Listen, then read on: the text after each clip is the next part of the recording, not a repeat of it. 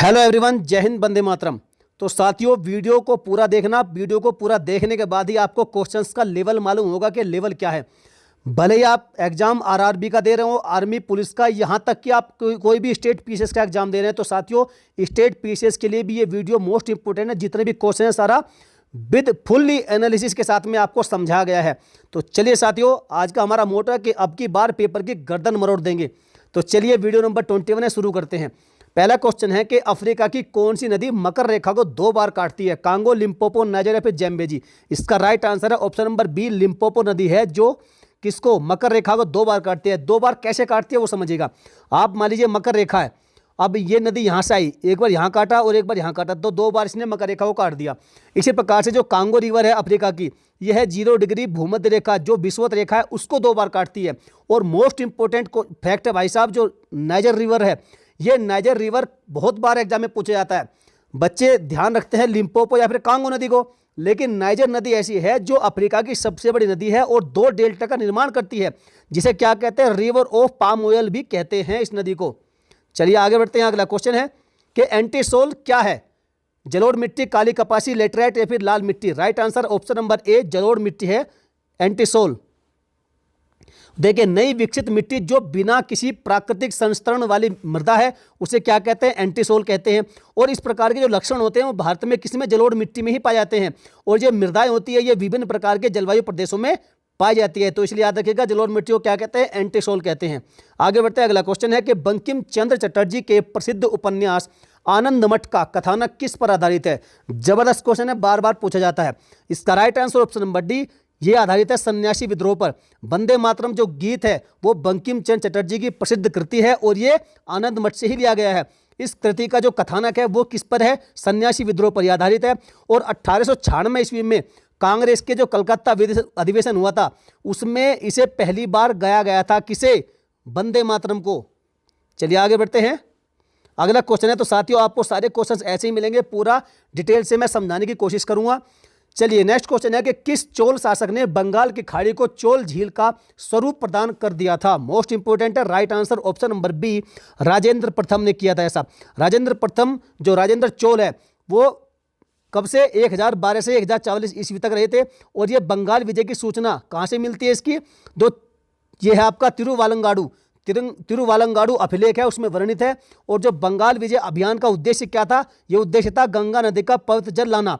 और राजेंद्र चोल ने बंगाल की खाड़ी को चोल झील का स्वरूप प्रदान किया था, स्वरूप।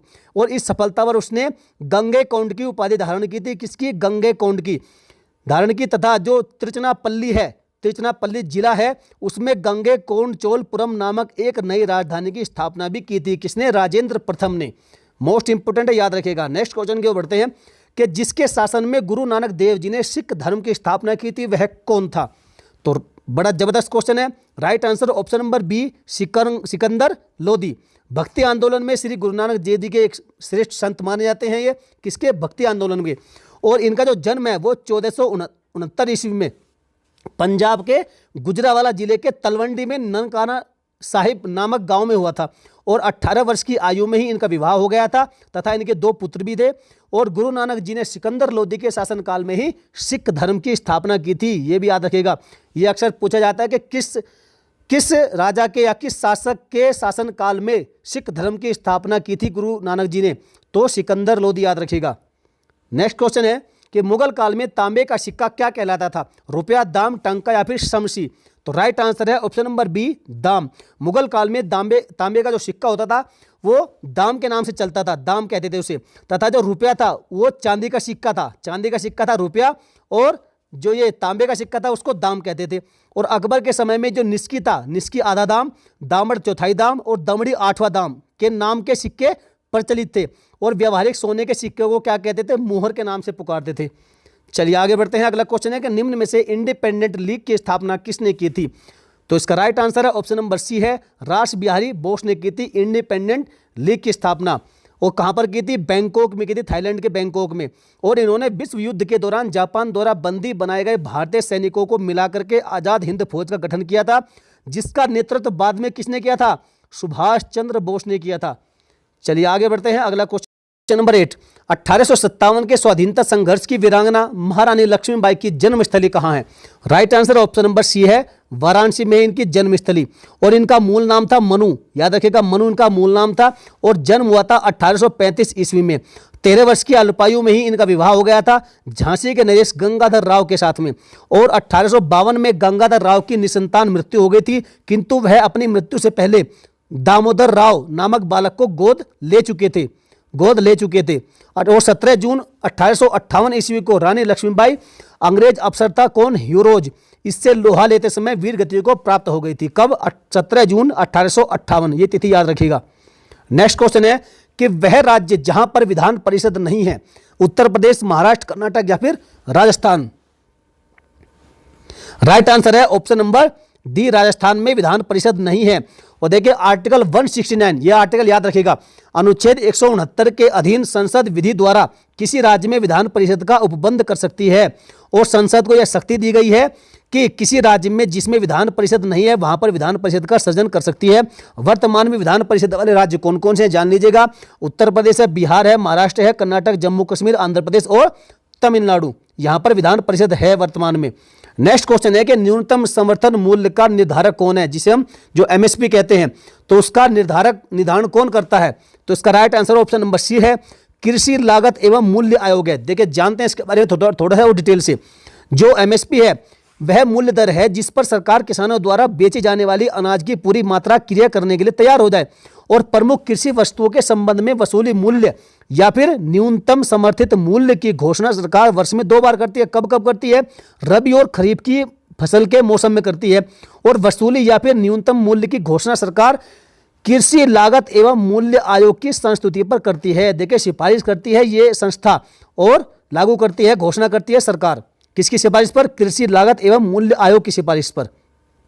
अगला क्वेश्चन है कि बखीरा पक्षी विहार निम्न में से कहां स्थित है? मोस्ट इंपोर्टेंट है, बस्ती, फैजाबाद, उन्नाव या फिर Moradabad? Right answer option number ए, बस्ती में है। और देखिए बाकी जो और भी मोस्ट इंपोर्टेंट जो पक्षी विहार है उत्तर प्रदेश के, वो जान लीजिए कहां कहां पर है फटाफट से।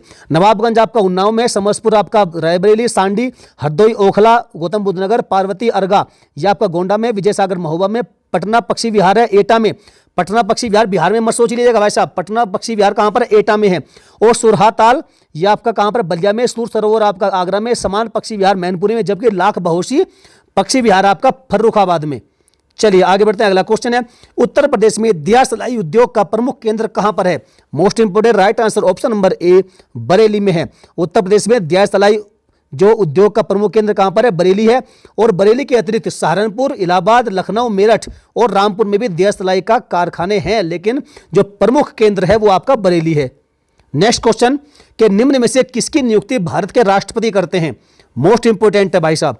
तो देखिए जो ये सभी हैं इन सभी की नियुक्ति करते हैं राष्ट्रपति जी। किस किस की? जो महान्यायवादी हैं और जो कैग हैं, राज्य के राज्यपाल, इन सभी की नियुक्ति कौन करते हैं? राष्ट्रपति करते हैं भारत के। चलिए जानते हैं थोड़ा सा उसके बारे में। तो देखिए भारत के राष्ट्रपति द्वारा महान्यायवादी जो इसका उल्लेख किसमें है? आर्टिकल 76 में है। आर्टिकल 76 जी हम एजी कहते हैं, अटॉर्नी जनरल। और जो नियंत्रक और महालेखा परीक्षक है अर्थात controller and auditor general CAG, उसका उल्लेख है वो है आर्टिकल 148 में। जबकि राज्यपाल का उल्लेख किया गया आर्टिकल 155 में। तो इन सभी की नियुक्ति राष्ट्रपति ही करते हैं। और महान्यायवादी क्या होता है? भारत का प्रथम विधि अधिकारी होता है, प्रथम कानून अधिकारी होता है। और वह संसद की कार्रवाई में भाग लेता है। देखिए यहां पर फैक्ट याद रखिएगा, जो महान्यायवादी होता है वो संसद की कार्रवाई में भाग तो लेता है, लेकिन उसे मत देने का अर्थात वोट देने का अधिकार प्राप्त नहीं है। यह आप याद रखिएगा, पूछा जाता है। नेक्स्ट क्वेश्चन है कि समान गति से जा रहे, देखिए फ्रेंड्स एप्लीकेशन बेस्ड क्वेश्चन है, ध्यान से सुनिएगा। समान गति से जा रहे हवाई जहाज से यदि एक बम नीचे गिराया जाता है तो बम के नीचे पहुंचने तक हवाई जहाज की स्थिति क्या होगी? आप ध्यान से सुनिएगा इस क्वेश्चन को दोबारा से। तो बम के ऊपर, ठीक ऊपर, बम गिरने के स्थान से आगे या बम गिरने के स्थान से पीछे या फिर आगे और पीछे, उसकी गति पर निर्भर। तो इसका राइट आंसर क्या है फ्रेंड्स? इसका right answer option number A, बम के ठीक ऊपर होगी उसकी स्थिति। समान गति से क्यों होगी? सुनिएगा। समान गति से उड़ने वाले जहाज से यदि बम गिराए जाने पर उस बम के पृथ्वी पर पहुंचने तक जहाज बम के ठीक ऊपर रहेगा। क्यों रहेगा? क्योंकि जहाज से गिरते समय बम का जो प्रारंभिक वेग है वो जहाज के वेग के बराबर होगा। साथ ही बम पर क्या होगा? गुरुत्वीय त्वरण भी काम करेगा, जिससे उसका पथ क्या होगा? परवलयाकार हो जाएगा। इसी कारण से जो है वो बम के ठीक ऊपर रहेगा उसकी जो स्थिति है। चलिए नेक्स्ट क्वेश्चन की ओर बढ़ते हैं। अगला क्वेश्चन है कि गोविंद महल जो हिंदू वास्तुकला का अप्रतिम उदाहरण है कहां पर स्थित है? राइट आंसर ऑप्शन नंबर ए है दतिया में। और दतिया कहां पर है? ये एमपी में है। एमपी के दतिया जिले में स्थित है आपका गोविंद महल, जिसका निर्माण किसने कराया था? वीर सिंह बुंदेला ने कराया था। ये क्वेश्चन भी आया हुआ है। नेक्स्ट क्वेश्चन, किस देश में सर्वाधिक अम्लीय वर्षा होती है? तो भाई साहब सबसे अधिक जो अम्लीय वर्षा होती है विकल्प के अनुसार होती है नॉर्वे में। और नॉर्वे कहां पर है? देखिए ध्यान से सुनिएगा नॉर्वे के बारे में। एक होता है फ्रेंड्स स्कैंडिनेवियन कंट्रीज, आपने सुना होगा स्कैंडिनेवियन कंट्री, इसमें 4 देश आते हैं। आइसलैंड आता है, स्वीडन, नॉर्वे और डेनमार्क। तो इन चारों ही अर्थात इस स्कैंडिनेवियन कंट्रीज में क्या होता है कि लगभग जो सामान्यतः अधिक अम्ल वर्षा होती है यहाँ पर इन चारों ही में स्कैंडिनेवियन कंट्रीज में। इसलिए क्या है विकल्प के अनुसार आपका नॉर्वे में अम्लीय वर्षा अधिक होती है। और अम्लीय वर्षा किस लिए होती है? कि सल्फर डाइऑक्साइड के कारण होती है अम्लीय वर्षा। नेक्स्ट क्वेश्चन कि निम्नलिखित सूफियों में से कृष्ण को कौन ओलिया के रूप में मानता था? तो इसका राइट आंसर है ऑप्शन नंबर ए है शाह मोहम्मद गोश, जो कृष्ण को ओलिया के रूप में मानता था। और ध्यान से सुनिएगा इसके बारे में भी, सत्तारिया सिलसिला के प्रसिद्ध सूफी संत मोहम्मद गोश ये शेख अब्दुल्ला के शिष्य थे और वे हुमायूं के क्या थे? समकालीन थे। और इनका हुमायूं काफी सम्मान भी करता था। और जो कालिक कुतुब है, कालिक कुतुब के उपनाम से प्रसिद्ध मोहम्मद गोश ये अध्ययनशील प्रवृत्ति के थे और उन्होंने कृष्ण को ओलिया के रूप में स्वीकार किया था। और सन 1562 ईस्वी में ग्वालियर में इनका निधन हुआ, जहां आज भी उनकी मजार स्थित है। इनके उत्तराधिकारी शाह वजीहुद्दीन थे, जो 77 सिलसिले के अंतिम संत भी थे। ये क्वेश्चन आपका 1-2 बार पूछा गया है कि 77 सिलसिले के अंतिम संत कौन थे? तो याद रखिएगा शाह वजीहुद्दीन। नेक्स्ट क्वेश्चन है निम्नलिखित सूफीवाद के सिलसिले में से कौन संगीत के विरुद्ध था? चिश्तिया, सुहरावर्दिया, कादिरिया या फिर नक्शबंदिया? तो right answer option number D है नक्शबंदिया। ये भाषा संगीत के विरुद्ध थे। और नक्शबंदी पंथ की स्थापना हुई थी 1487 ईस्वी में। किसने की थी? ख्वाजा वहाउद्दीन ने की थी। और इसका प्रचार भारत में ख्वाजा वकीबिल्लाह ने किया था, जो काबुल से दिल्ली आए थे। और इनका तर्क था कि मनुष्य और ईश्वर का संबंध स्वामी और सेवक का होता है, न कि प्रेमी और प्रेमिका का। इसलिए ये क्या थे? संगीत के विरुद्ध थे। चलिए आगे बढ़ते हैं। अगला क्वेश्चन है कि निम्नलिखित व्यक्तियों में से किसने इरविन तथा गांधी को 2 महात्मा कहा था? जबरदस्त क्वेश्चन है। तो ये कहा था option number B Sarojini Naidu ने कहा था इनको 2 महात्मा। किसको? इरविन और गांधी जी को। गांधी इरविन समझौता हुआ था कब? 5 अप्रैल 1931 को। और ये दिल्ली पैक्ट के नाम से भी जाना जाता है, गांधी इरविन समझौता, दिल्ली पैक्ट। और श्री के.एम. मुंशी ने इस समझौते को भारत के संवैधानिक इतिहास में एक युग परिवर्तक घटना कही थी। जबकि जो पंडित नेहरू और सुभाष चंद्र बोस ने यह कहकर आलोचना की थी इसकी समझौते की कि गांधी जी ने पूर्ण स्वतंत्रता के लक्ष्य को बिना ध्यान में रखे ही समझौता कर लिया है। और इस समझौते की सफलता को देखते हुए जो भारत की कोकिला जिन्हें कहते हैं सरोजनी नायडू, तो इन्होंने क्या कहा था? इन दोनों को 2 महात्मा कहा था, 2 महात्मा। चलिए नेक्स्ट क्वेश्चन नंबर 20, कानपुर षड्यंत्र मुकदमा किस आंदोलन के नेताओं के विरुद्ध था?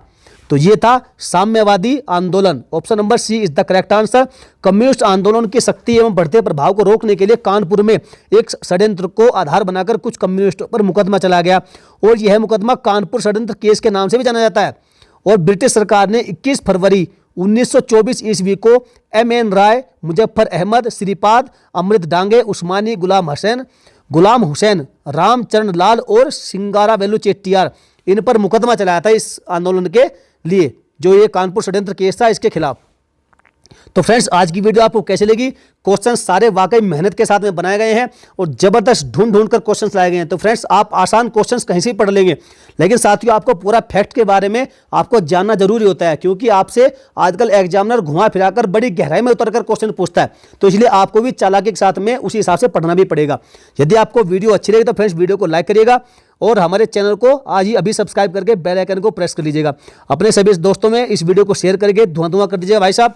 और यदि आपके पास कुछ सुझाव है, कोई मिसप्रिंट हुआ है, तो भाई साहब आप हमें कमेंट कर सकते हैं। तो चलिए मिलेंगे फिर किसी नेक्स्ट और दमदार वीडियो में। जय हिंद, वंदे